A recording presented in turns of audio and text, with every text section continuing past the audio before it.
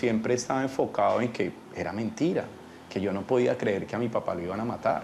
Cuando allá vi el área acordonada, entonces eso sí fue muy incómodo,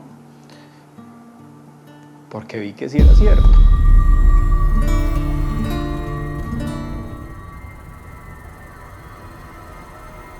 En estas tierras del municipio de La Dorada Caldas, el nombre de Luis Carlos Gómez es recordado por la prosperidad de sus negocios en esta región fértil.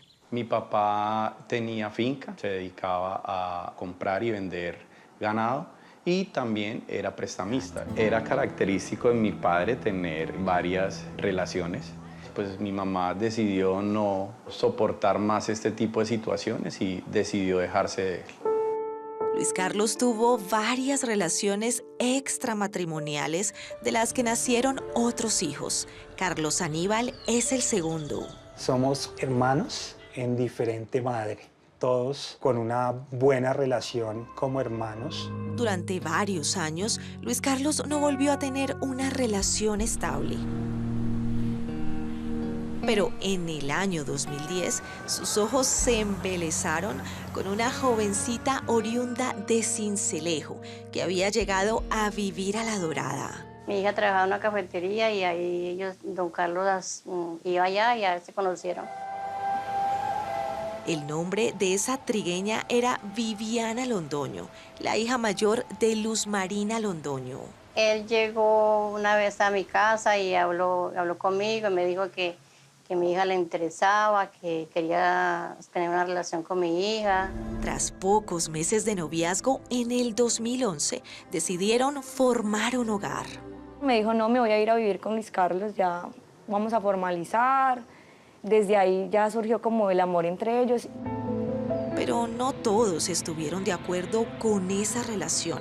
Para los hijos del ganadero, la diferencia de edad no era un asunto menor. Llegué a pensar que la relación entre mi padre y Viviana podría ser un poco por interés, teniendo en cuenta esa diferencia de edad tan abismal. A pesar de las dudas de sus hijos, la relación entre Viviana y Luis Carlos se consolidó en el 2012, cuando tuvieron una hermosa bebé a la que llamaron Natalia. Es una dicha para todos, tanto para don Carlos como para ella, como para mí, para toda la familia. La madrugada del 16 de abril del 2015, la calma que se respira en las noches de La Dorada Caldas se vio interrumpida por un llamado de emergencia. 5-5 central. Rocino, están reportando el hallazgo de un cuerpo sin vida al interior de una vivienda. Tras el reporte de un cuerpo sin vida en el norte del municipio, 5-4 central, saliendo para el 5-20. uniformados de la policía se dirigieron de inmediato al lugar.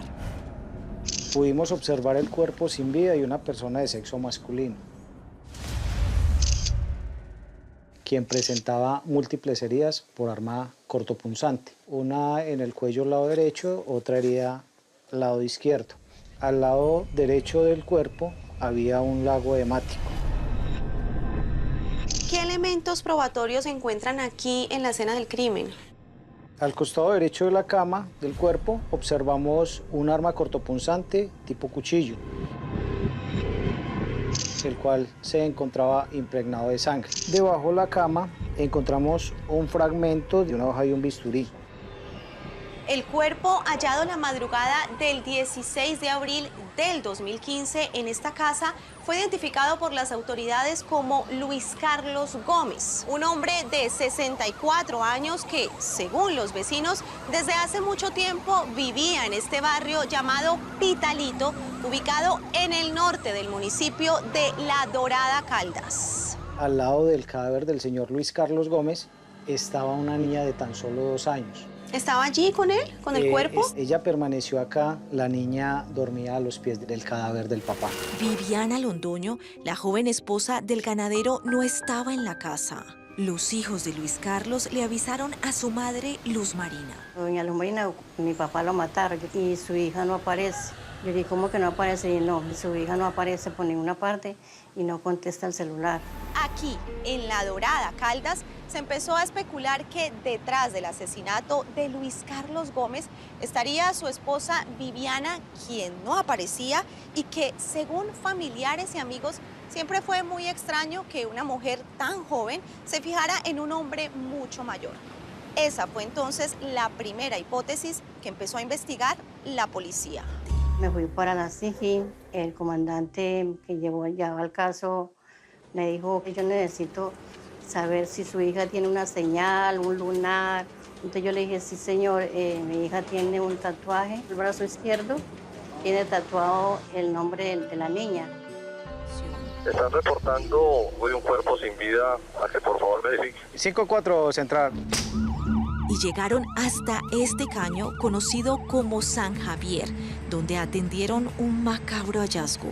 Encontramos una bolsa negra, el cual en su interior se podía observar que se trataba de una persona de sexo femenino. Y tenía una particular señal en su cuerpo. Tenía un tatuaje en uno de sus brazos. Con el nombre de Natalia.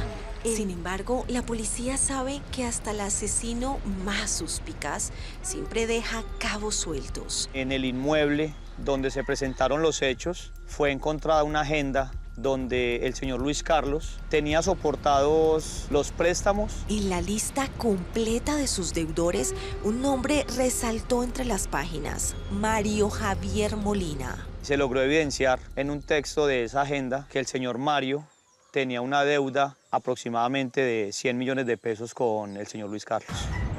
Era tan cercana su relación que los familiares le informaron a la policía que justo el día del crimen, Luis Carlos había estado en la casa de Mario. Exactamente el día 14 de abril, esta persona invitó al señor Luis Carlos, su esposa y su hija a su lugar de residencia, con el fin de invitarlos a un almuerzo. Se encuentra una testigo, ella nos narra cómo el señor Mario planeó citar a la pareja a un almuerzo a su lugar de residencia. El señor Mario, previo a esto, había obtenido una sustancia con la cual iba a mezclar los alimentos que iban a consumir ese día para que la pareja quedara en un estado de indefensión. La testigo era familiar de Mario y aseguró que fue él quien planeó y ejecutó los asesinatos de Luis Carlos y Viviana, pero al parecer con la ayuda de otros familiares. La suegra de Mario, quien acompañó al momento en que es asesinado el señor Luis Carlos. Y una tercera persona, el hermano del señor Mario. Él me dijo, yo lo voy a hacer y nadie me va a detener.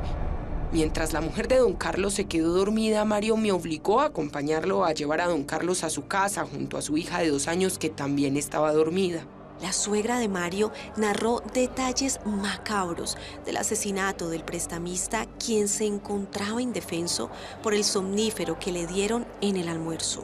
Don Carlos estaba acostado al lado de la niña y Mario se subió encima del señor y lo empezó a cortar con un bisturí en el cuello.